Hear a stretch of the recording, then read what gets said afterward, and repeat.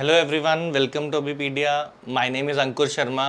आज हम फर्दर करेंगे हमारी अकाउंटिंग में पार्टनरशिप। हमने स्टार्ट की थी फंडामेंटल से, एक एमसीक्यू सेशन हमारा इसके रिगार्डिंग हो गया था। अब हम फर्दर करेंगे, इसी से रिलेटेड एमसीक्यूज करेंगे, फंडामेंटल ऑफ पार्टनरशिप। पार्टनरशिप काफ़ी इंपॉर्टेंट होता है, जो हमने इनिशियली किया था, फाइनेंशियल स्टेटमेंट्स भी हमने की थी, तो वो हमारी सोल प्रोप्राइटर के बेसिस पे थी कि वो सोल प्रोप्राइटर की फाइनेंशियल स्टेटमेंट्स कैसे हम बनाते हैं। तो फाइनेंशियल स्टेटमेंट्स तो वैसे ही रहती हैं, मतलब जो बेसिक है वो ही रहता है, चाहे सोल प्रोप्राइटर हो, चाहे बैंकिंग की फर्म हो, चाहे कोई कंपनी हो, लेकिन प्रेजेंटेशन डिफरेंट हो जाती है। जैसे इसमें P&L अप्रोप्रिएशन अकाउंट बन जाता है, जैसे इसमें पार्टनर्स कैपिटल अकाउंट बहुत इंपॉर्टेंट हो जाता है पार्टनरशिप के अंदर। वैसे ही अगर आप कंपनीज की बात करो तो उसमें स्पेसिफिक शेड्यूल आता है ना, उस शेड्यूल के अकॉर्डिंग ही आपको जो है अपनी फाइनेंशियल स्टेटमेंट्स प्रेजेंट करनी पड़ती हैं। ऐसे हर कंपनी की कुछ ना कुछ डिफरेंट रिक्वायरमेंट्स जो हैं वो हो जाती हैं। तो सिमिलरली अब हम पार्टनरशिप, फंडामेंटल ऑफ पार्टनरशिप कर रहे थे, फंडामेंटल्स ऑफ पार्टनरशिप। तो आज का आपका जो पहला क्वेश्चन है इससे रिलेटेड वो क्या है, in fixed capital system, in the fixed capital system of partnership all profits are credited to capital account. सारे प्रॉफिट्स कैपिटल अकाउंट में डालते हैं। Capital account of partners change from year to year. Capital account जो है वो year से year change होता है।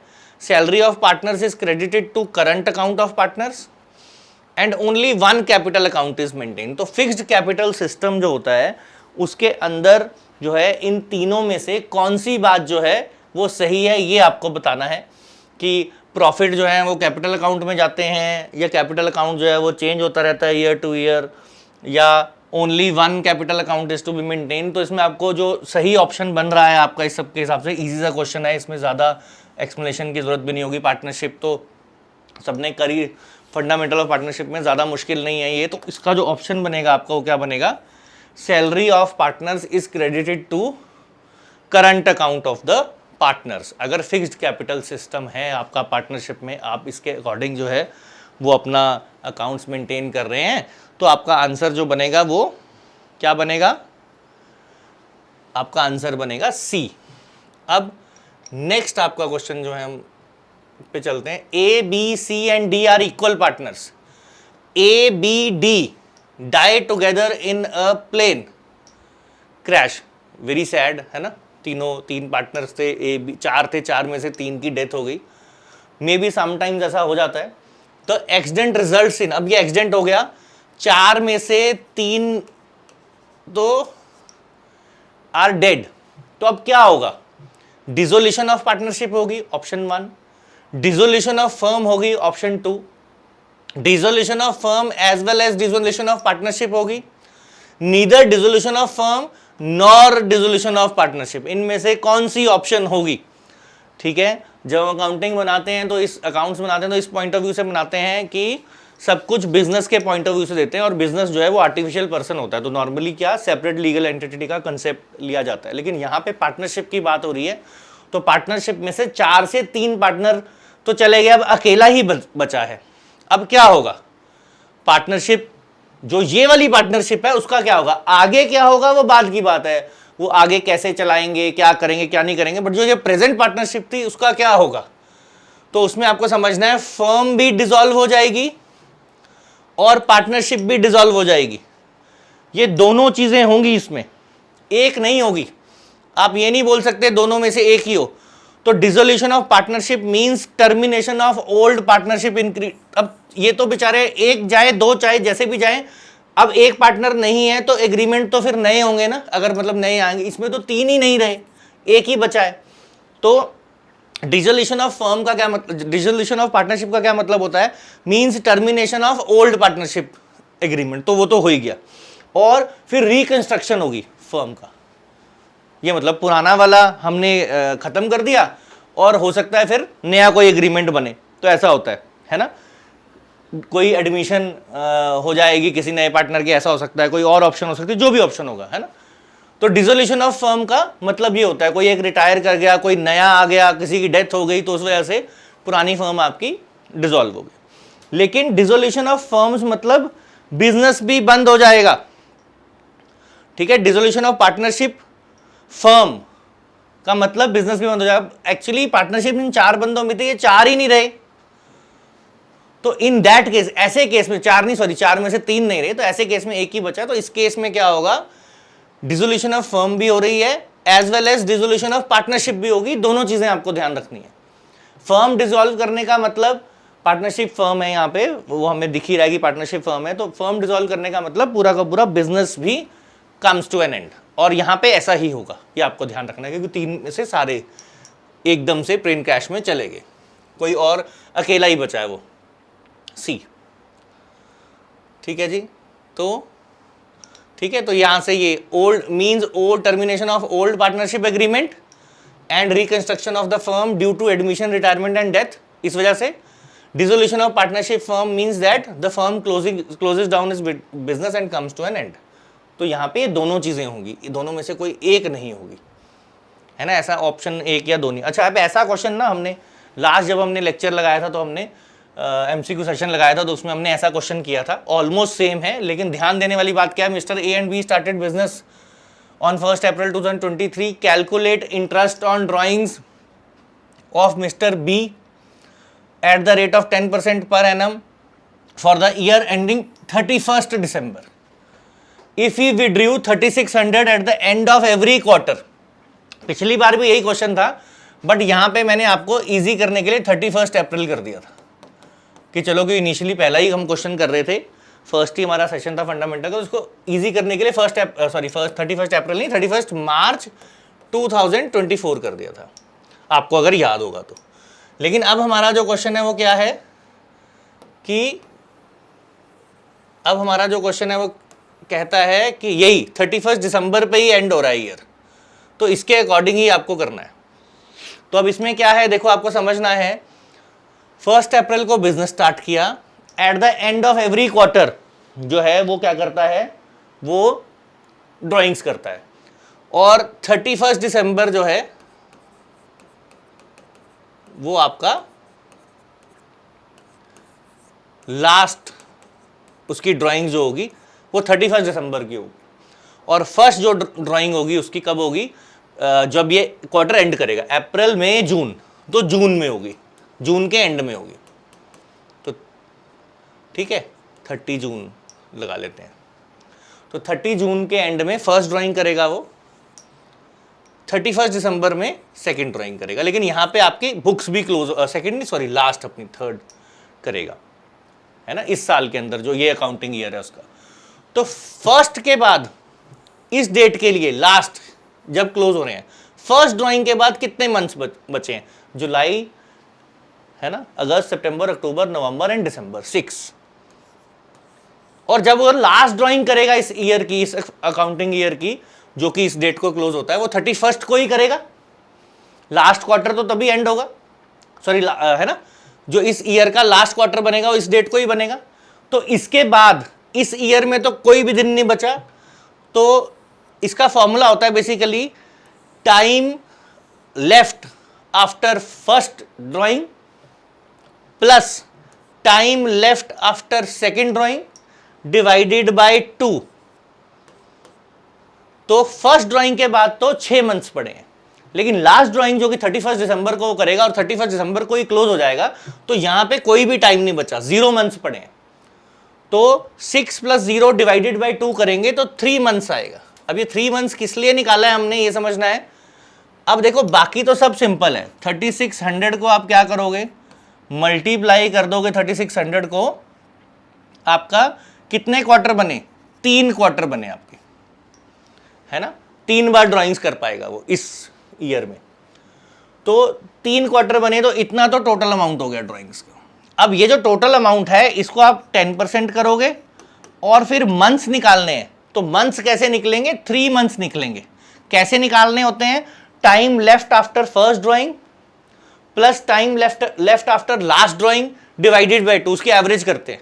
तो लास्ट टाइम जब हमने किया था, तो इन दैट केस जो है वो आपका 4.5 आया था, है ना।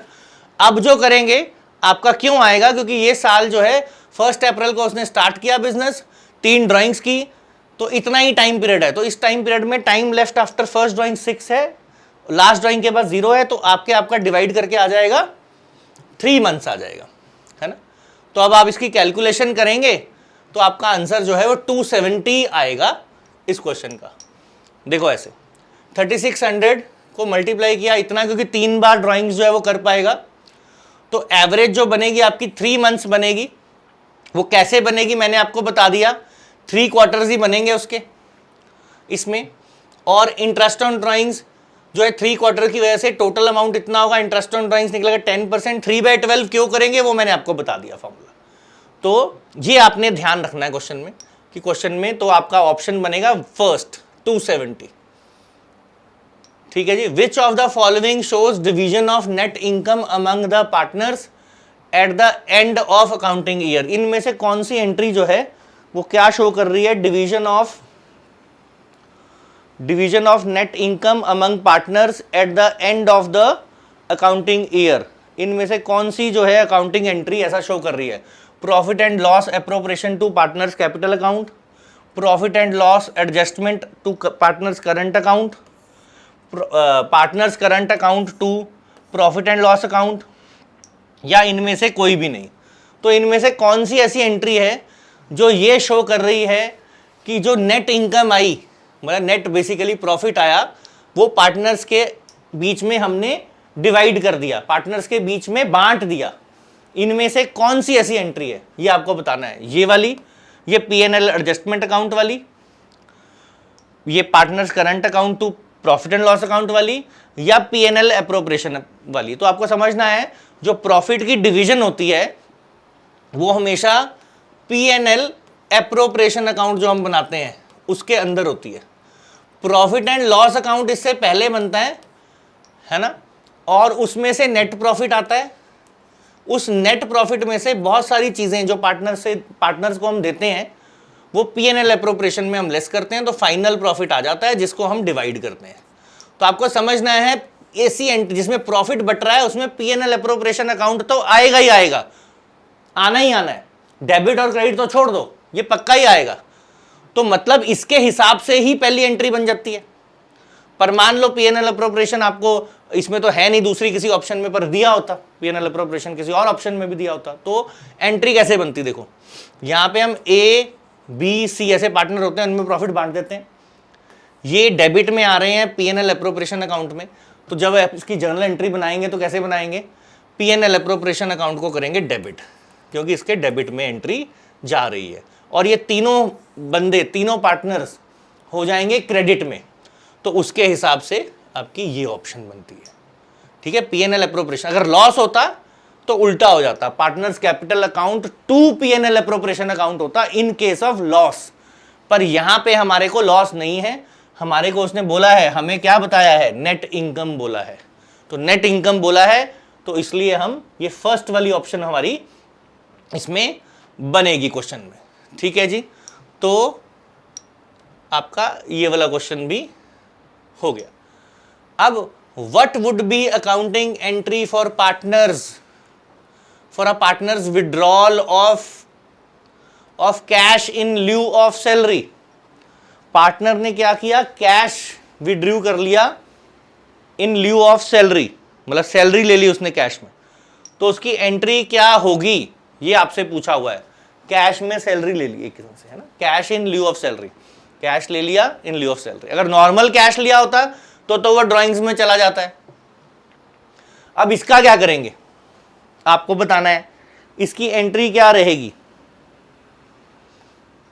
Salary to cash, cash to partners current account, cash to salary account, partners current account to cash. इनमें से कौन सा है जो सही है। सैलरी टू कैश, देखो कैश टू सैलरी तो हो सकता है, क्योंकि नहीं हो सकता, बिजनेस के पॉइंट ऑफ व्यू से बनाना है तो वैसे ही नहीं हो सकता, बिजनेस से सैलरी जा रही है, आ थोड़ी ना रही है, तो कैश लिखना होता तो वो क्रेडिट में ही होता। ठीक है। तो उस हिसाब से ये भी नहीं बन सकते, business of point of view से कर रहे हैं, कैश आ नहीं रहा है, कैश जा रहा है, पार्टनर जो है वो सैलरी ले रहा है, तो ये दोनों ऑप्शन तो बच आपके बनते ही नहीं है। अब बचा ये सैलरी टू कैश या partners current account to cash. तो आपको ये समझना, सैलरी टू कैश तो तब करते हैं जब किसी और को, ओनर्स के अलावा किसी और को आप अगर क्या करेंगे, कैश दे, उसको कैश में सैलरी देंगे, तो सैलरी टू कैश एंट्री की जाती है ना नॉर्मल, किसी को भी अपने एम्प्लॉय को, कोई भी एम्प्लॉय हो सकता है आपका, तो तब हम जितने भी एम्प्लॉयज हैं उनको सभी के लिए जब आप सैलरी देंगे तो होगा सैलरी टू कैश। पार्टनर्स जब अपना सैलरी ले रहा है तो उसके लिए क्या आएगा, partners capital account, current account to cash, ये एंट्री होगी आपकी। ठीक है, इन ल्यू ऑफ सैलरी लिखा हो तो भी ऐसे है ना, और अगर वैसे ले जाता ड्राइंग्स वैसे विड्रॉ कर लेता तो भी यही होती। पार्टनर्स करंट अकाउंट जो हैं वो डेबिट हो जाते और कैश वो लेके जा रहा है तो टू कैश हो गया। आई होप क्लियर है। अब देखो आपका next question, partners current account to cash. हाँ जी, व्हाट, अच्छा ये तो हो गया, फिफ्थ तो कहाँ रह गया, हाँ ये, विच of the following will not appear on the debit side of profit and loss appropriation account. Profit and loss appropriation account थोड़ा थोड़ा मैंने अभी आपको बताया, लास्ट क्वेश्चन में हमने डिस्कस किया था जब एंट्री कर रहे थे। तो profit and loss appropriation account में डेबिट साइड रहती है और क्रेडिट साइड रहती है, तो इनमें से कौन सा ऐसा है जो डेबिट में नहीं आएगा, ये आपको बोला हुआ है। तो interest on capital, general reserve, salary to partner या मैनेजर कमीशन, इनमें से कौन सा है जो यहां डेबिट में नहीं आता है, ये आपको बताना है क्वेश्चंस में ऑप्शन देख के। तो आपको पता होना चाहिए P&L appropriation account profit and loss account के बाद बनता है।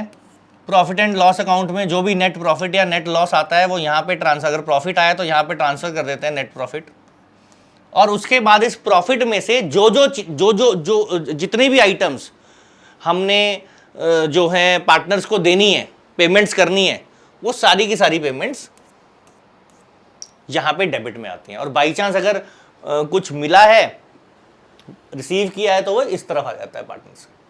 तो अब इनमें से हमें बताना है कि इनमें से कौन सी चीज है वो डेबिट में डज नॉट अपीयर, नहीं आती है। तो आपको देखना है इंटरेस्ट ऑन कैपिटल्स पार्टनर को देते हैं, यहां आएगा। जर्नल रिजर्व होता है, वो भी अगर डिस्ट्रीब्यूट होता है तो पार्टनर्स के बीच में डिस्ट्रीब्यूट होता है, तो यहां आएगा।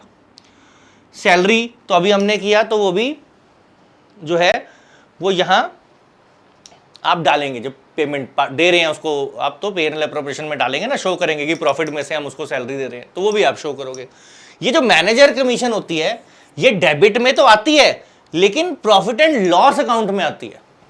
ये जितनी भी चीजें होती हैं ये होते हैं चार्ज, है ना।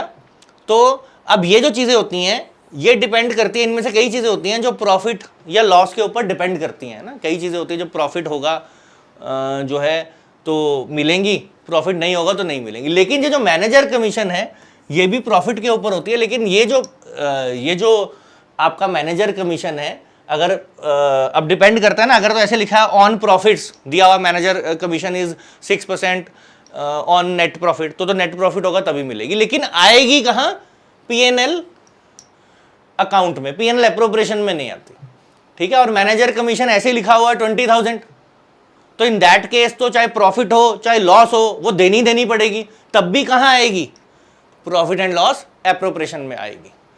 ठीक है, तो sorry profit and loss appropriation में नहीं आएगी, ये तो इन एनी केस P&L अकाउंट में आएगी। Profit and loss appropriation account में सिर्फ जो पार्टनर्स को चीजें देते हैं वो आती हैं। तो यहां पे आपकी ये जो है ये मैनेजर कमीशन ये नहीं आएगी, चाहे as a percentage of profit net profit दे रखी हो, as a percentage of GP दे रखी हो, या सिंपल दे रखी हो 20,000।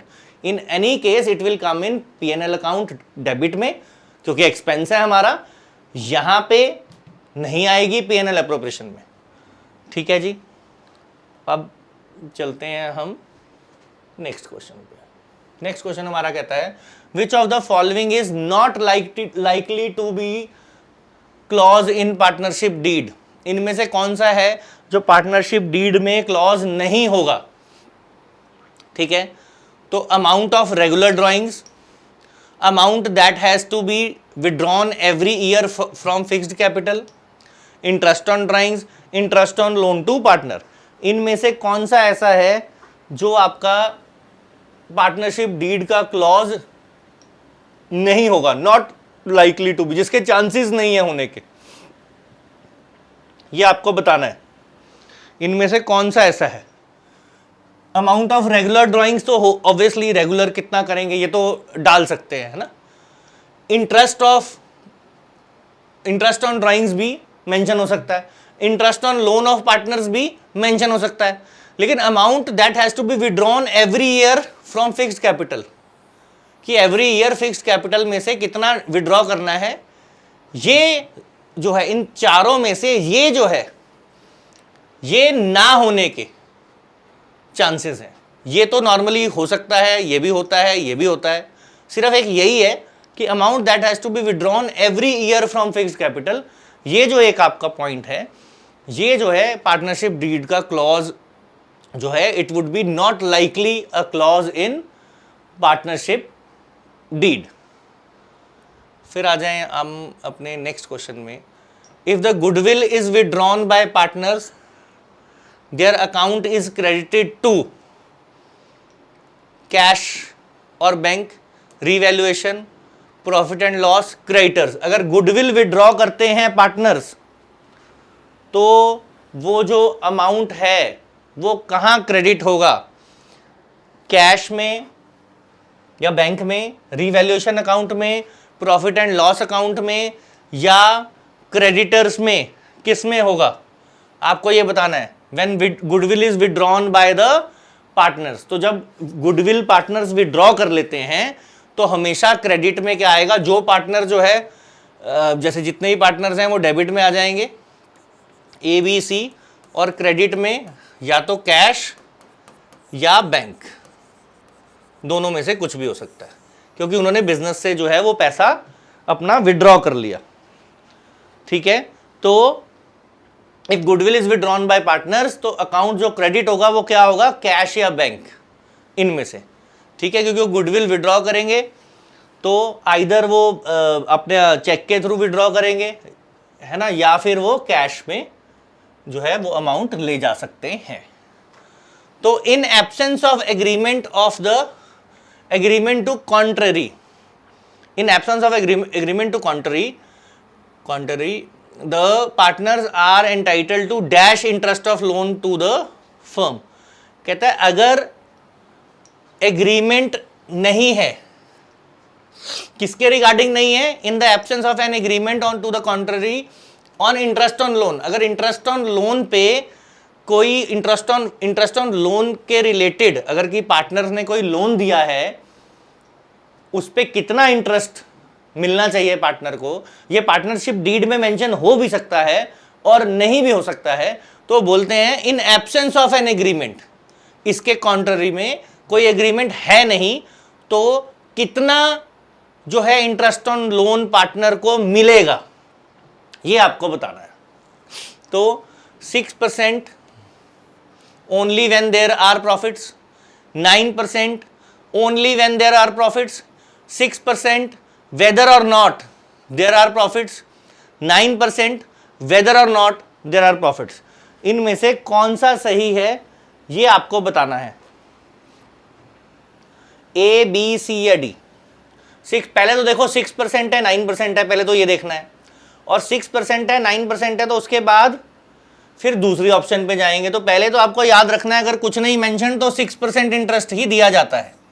अब देखना है कि 6% कब मिलता है, सिर्फ जब प्रॉफिट होंगे तभी मिलेगा, या प्रॉफिट और वेदर और नॉट, कि प्रॉफिट वेदर और नॉट देयर आर प्रॉफिट हो या ना हो, प्रॉफिट हो ना हो, मतलब चाहे प्रॉफिट हो या लॉस हो, ये 6% मिलेगा ही मिलेगा। इन दोनों ऑप्शंस में से आपने एक पिक करना है कि इन दोनों ऑप्शन में से कौन सा ऑप्शन जो है वो सही है।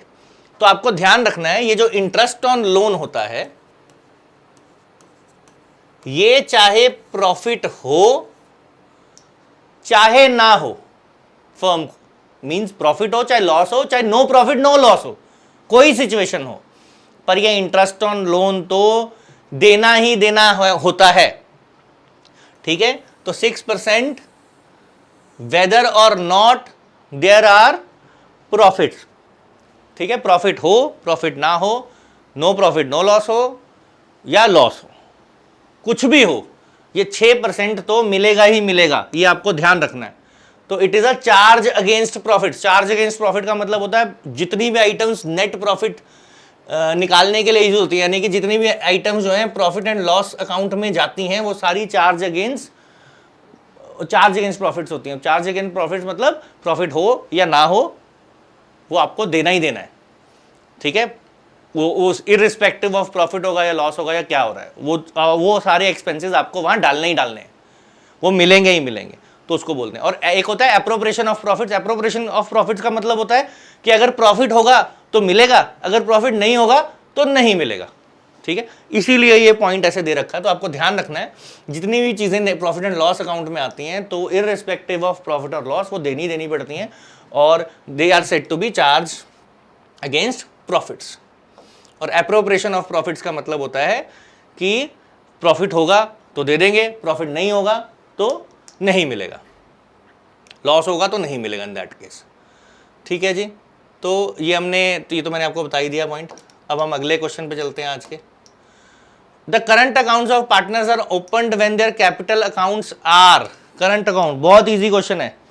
Current accounts are opened when their capital accounts are, पहला ऑप्शन फिक्स्ड, दूसरा फ्लक्चुएटिंग, इधर फिक्स्ड और fluctuating, neither fixed nor fluctuating. इनमें से कौन सी ऑप्शन, ये तो बिल्कुल फंडामेंटल क्वेश्चन है, बिल्कुल बेसिक, सबसे पहले सबको आना चाहिए ये, it is not so tough, ठीक है। तो current account of partners are opened when their capital accounts are fixed, ठीक है जी, जब वो फिक्स्ड होंगी तब खोलेंगे उनको। तो there are two methods of accounts for partnership capital in case of partnership via fixed and fluctuating capitals. In case of fixed capital method current accounts are open to record all adjustments like salary, commission, interest, loans and drawings. ये सब record करने के लिए क्या करते हैं हम, partnership capital current account जो है वो खोलते हैं, तो ध्यान रखना है, ठीक है जी। क्या है, current accounts of partners are opened only when their capitals are fixed. तो उसमें फिक्स्ड और वो जो है करंट अकाउंट तभी खोलेंगे, फ्लक्चुएटिंग वाले में नहीं करेंगे, ठीक है।